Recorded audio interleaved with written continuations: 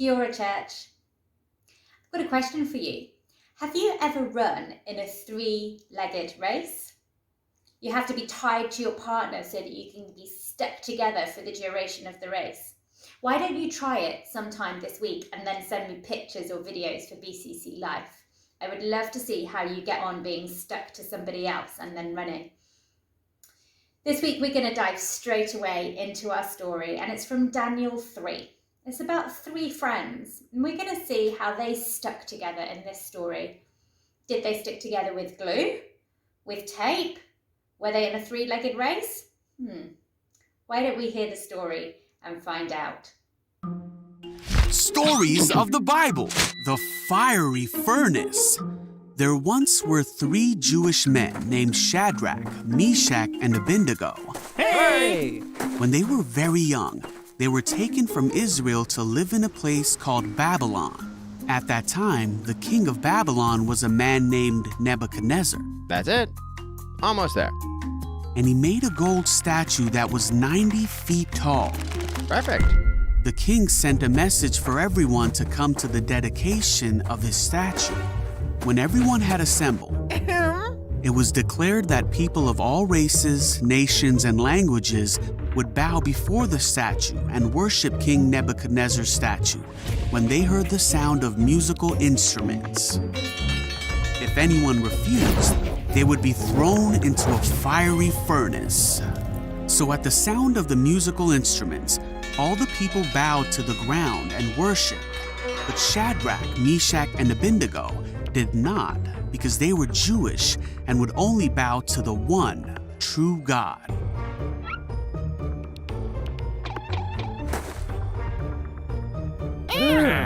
Some of the wise men of Babylon went to the king and told him that Shadrach, Meshach, and Abednego refused to bow to the statue.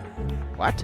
This made the king very angry, and he asked Shadrach, Meshach, and Abednego if it was true that they would not bow to the statue.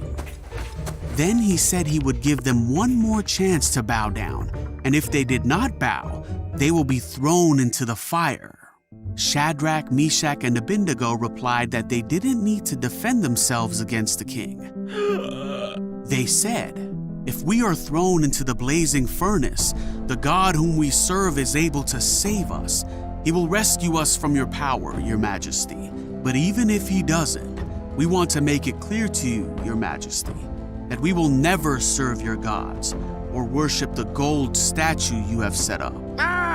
The king was so angry with Shadrach, Meshach, and Abednego that he commanded the furnace to be heated 7 times hotter than usual. Then he ordered Shadrach, Meshach, and Abednego to be bound and thrown in the fire.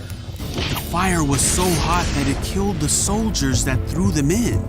So Shadrach, Meshach, and Abednego fell into the flames. But suddenly, the king jumped up and said to his advisors, "Didn't we tie up 3 men and throw them in the furnace?" The advisors said, "Yes." But the king said, "Look, I see 4 men walking around the fire, and the 4th looks like a god."